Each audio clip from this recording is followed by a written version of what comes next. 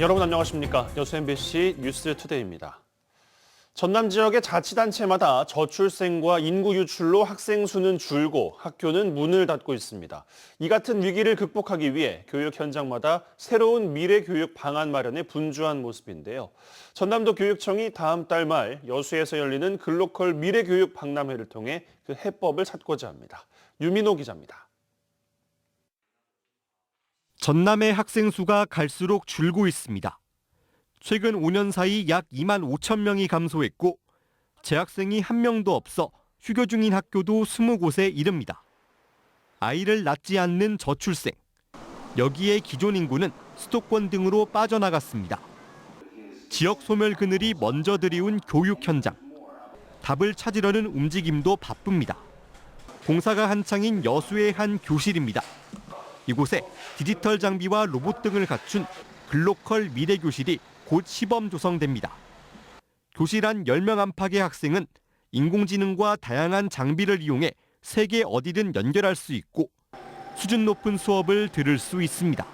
전남의 작은 학교들이 가진 강점을 활용해서 저희 전남의 미래 교실 수업의 모습을 일반화하고자 하는 전남교육청은 이 같은 미래 교실을 다음 달 29일 여수에서 개최하는 글로컬 미래교육 박람회에 선보일 계획입니다.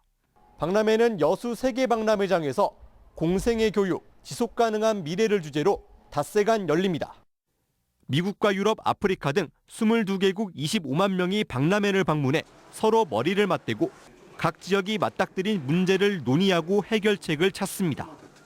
마이클 샌델 하버드대 교수를 비롯해 세계적 석학의 강연과 교육관 전시, 문화교류 등 다채로운 프로그램도 마련됩니다.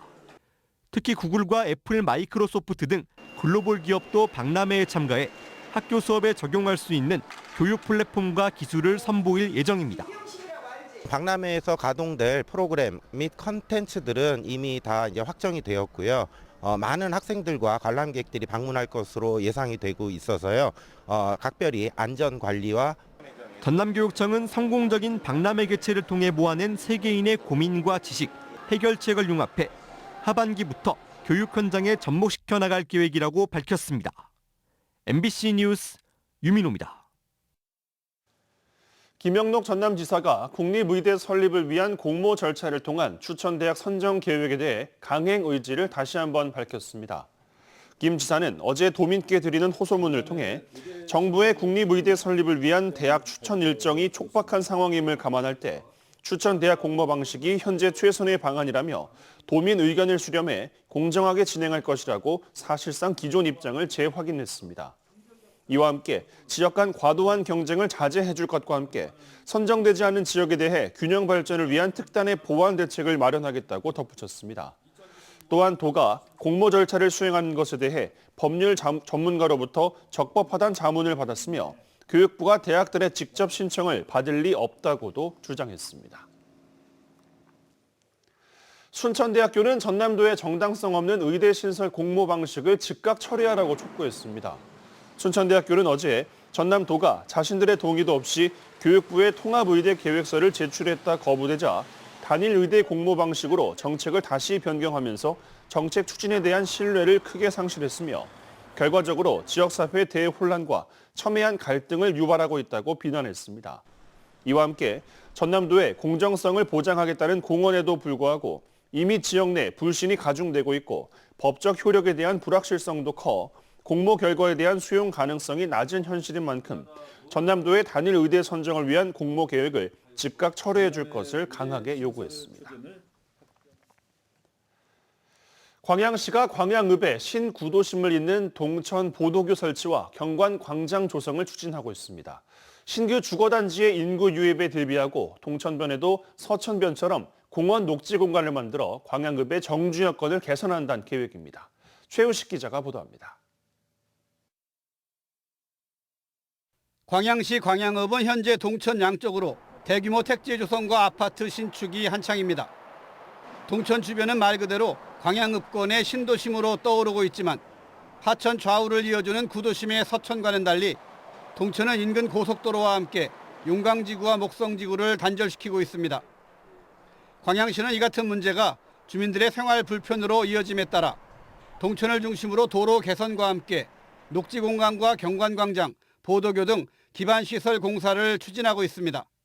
백운산 봉우리를 형상화한 보도교와 그 옆으로 중간중간 징검다리를 놓고 인근에는 대규모 광장도 조성할 계획입니다. 164억 원의 예산이 투입됩니다. 앞으로 동천을 중심으로 인서지구, 목성지구, 용광지구 도시개발 사업이 추진됨에 따라서 인구 유입이 예상이 됩니다. 이에 따라서 우리 시에서는 시민의 이용에 불편한 사항을 해소를 하고 볼거리, 즐길 거리를 제공하고자 동천 보도교와 동천 경관광장을 추진 중에 있습니다. 동천을 중심으로 도심을 연결하는 공원과 녹지들은 시민들에게 산책과 힐링을 제공하는 친환경 특화 휴게 공간이 될 전망입니다. 광양시는 장기적으로 광양읍권의 정주 여건 개선을 위해 시민 중심의 도심광장을 추가로 조성하는 계획도 구상 중입니다.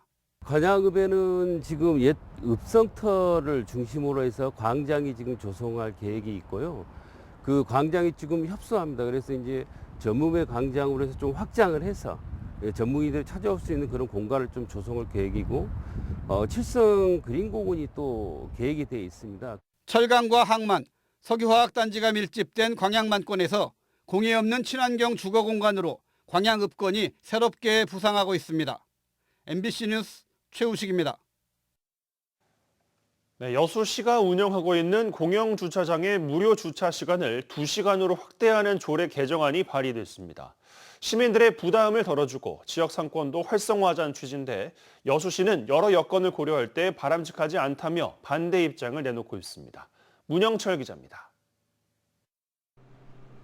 여수시가 운영하는 한 공영주차장입니다. 이용객들이 요금을 내지 않고 주차할 수 있는 시간은 1시간. 코로나19로 인한 시민과 소상공인들의 어려움을 고려해 지난 2020년 5월 무료 주차 시간을 2시간으로 늘렸는데 올해부터 다시 1시간만 적용한 겁니다.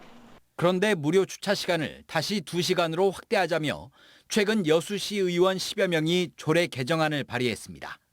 여수시는 난색을 보이고 있습니다.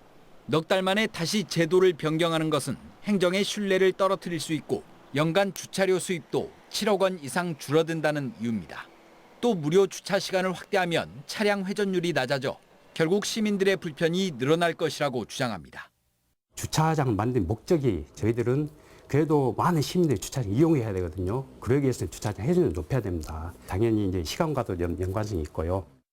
반면 조례 개정안에 찬성한 의원들은 경기 침체로 어려움을 겪고 있는 시민들의 부담을 덜어주고 지역 상권을 더 활성화하기 위해 제도를 개선해야 한다는 입장. 시민들의 큰 호응을 얻었던 정책인 만큼 여수시의 전향적 태도를 촉구하고 있습니다. 또 무료 주차 시간과 회전율은 큰 상관이 없다고 강조합니다. 현재도 지금 우리 여수시 주차 비용은 타 지자체에 비해 저렴한 편이거든요. 그래서 2시간을 무료라고 한다고 해서 회전율이 떨어진다는 것은 조금 공감하기는 어려운 부분인 것 같습니다. 시민들의 의견은 엇갈립니다.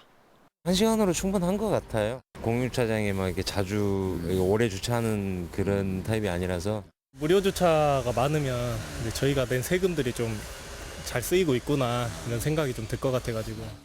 찬반 의견이 대립하고 있는 여수시 주차장 조례 개정안은 오는 19일부터 열리는 임시회에서 논의될 예정입니다.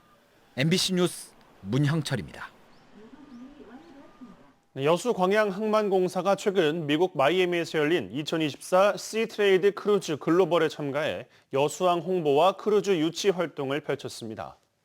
여수 광양항만공사는 세계 최대의 크루즈 전문 박람회로 올해 120여 개국, 580개 이상의 선사와 여행사 관계자 10,000여 명이 참가한 이번 행사에 홍보관을 운영하면서 세계 박람회장과 연계한 크루즈 기항지 여건을 적극 홍보했다고 밝혔습니다. 공사 측은 또 세계 최대 규모의 크루즈항을 운영하는 마이애미 항만청과의 면담, 유럽, 대만, 일본 유관기관과의 간담회 등에서 올 하반기 개최 예정인 여수국제해양관광포럼에 대한 적극적인 참여도 요청했다고 덧붙였습니다. 올해 우리나라 김 수출액이 1조 원을 돌파하는 등 K수산업이 세계적으로 각광받고 있습니다. 그런 가운데 완도에서 전국 수산인의 날 행사가 열렸는데요. 식량 자원으로 수산업의 미래와 지속 가능한 어촌의 미래를 모색하는 현장을 신광하 기자가 취재했습니다. K수산을 이끌고 있는 절대 강자는 김입니다. 지난해 124개국에 조미김 등을 수출해 7억 7천만 달러, 우리 돈 1조 원의 수출고를 기록해 바다의 반도체로 불리는 성장 상품이 됐습니다. 전국 김의 70%를 생산하는 전남은 K수산의 메카가 됐습니다. 김 어장 면적이 부족하다 이렇게 생각이 때문에 김 양식 면허 어장을 대폭 확대할 수 있도록 수산물 생산액 1조 2천억 원에 달하는 완도군에서 전국 수산인의 날 행사가 열렸습니다. 전국에서 몰린 1,500여 수산인들은 어촌과 수산업의 중요성, 청년 유입으로 지속 가능한 수산업 생태계를 유지해야 한다고 한 목소리를 냈습니다. 어촌에 와서 정착할 수 있는 경제적, 문화적, 주거적인 방법을 찾아서 많은 젊은이들이 어촌을 찾았으면 좋겠다. 기념식에 앞서 열린 심포지엄에서는 식량 자원으로 수산업의 발전 방향과 어촌의 지속 가능성에 대한 주제 발표도 이어졌습니다. 특히 식량 안보를 위해 자급률 79%에 8%포인트가량 낮은 수산물 생산 확대를 위해 정책적 지원이 시급하다는 주장이 제기됐습니다. 자급률 목표보다 더 중요한 건 국민이 체감하는, 국민이 좋아하는 수산물을 얼마나 공급할 것인가. 해양수산부는 특히 기후변화에 대응한 연안어업 대책과 청년어업인을 위한 정책을 강화해 어촌의 지속 가능성을 높이겠다고 밝혔습니다. 환경 변화를 고려한 양식장을 재배치하고자 합니다. 또한 기후변화에 강한 종자 개발 등도 적극적으로 추진하고 기후변화와 생산자원의 노후와 인구 감소 등 소멸 위기 속에 다문화 공동체가 증가하고 있는 어촌의 현실은 올해로 13회째를 맞는 수산인의 날을 맞아 풀어야 할 시급한 과제가 됐습니다. MBC 뉴스 신광하입니다. 네, 국가 등록 문화재인 옛 목포 세관터는 목포 근대화와 자주 개항을 상징하며 높은 역사적 가치를 인정받고 있습니다. 그런데 옛 목포 세관터의 부대시설 공사 중 땅속에서 건물 기초로 보이는 구조물이 추가로 발견돼 목포시가 조사에 나섰습니다. 안준호 기자가 취재했습니다. 공사장 주변으로 덮인 천 아래 빨간 벽돌이 보입니다. 1897년 고종황제 칙령으로 개관해 근대화와 자주개항의 상징으로 인정받는 옛 목포세관터입니다. 한국전쟁 당시 소실됐던 옛 목포세관은 지난 2020년 옛 터만 남은 채 발굴됐습니다. 옛 목포세관터는 근대화의 상징적 가치를 인정받아 국가등록문화재 786호로 등록됐습니다. 이후 옛 목포세관터를 관광지로 공개했던 목포시. 보다 나은 관람을 위해 목포시는 올해 초 12억 원 규모의 보호각 설치 공사에 나섰습니다. 그런데 공사 도중 옛 건물 터로 보이는 구조물이 추가로 발견됐습니다. 옛 목포세관터 주변을 굴착하던 중 평단면도상 확인되지 않는 북서쪽 땅속에서 빨간 벽돌로 지어진 건물 기초가 확인된 겁니다. 다 철수시키고 손으로 이제 여기 살짝 위에 긁어파고 삽으로 다 파냈죠. 목포시는 자문단을 동원해 발견된 구조물이 옛 목포세관터의 일부가 맞는지 조사에 착수했습니다. 그 결과 내린 잠정 결론은 해당 구조물이 옛 목포세관의 일부로 보이지 않는다는 것. 1950년 한국전쟁 당시 옛 목포세관이 불에 타 소실된 이후 같은 자리에 중첩돼 건립됐던 목포세관 현대청사와 국가정보원 목포출장소의 건물 기초의 가능성이 높다는 겁니다. 그때 일제강점기 초기에 개항기 회로 조금 강해 몰탈이고 저거는 시멘트 몰탈이에요. 그러니까 저거는 한참 후일 거예요. 옛 목포세관 이후 세워진 건물들의 축조 관련 자료는 남아있지 않아 정확한 출처 판단은 섣부른 상황.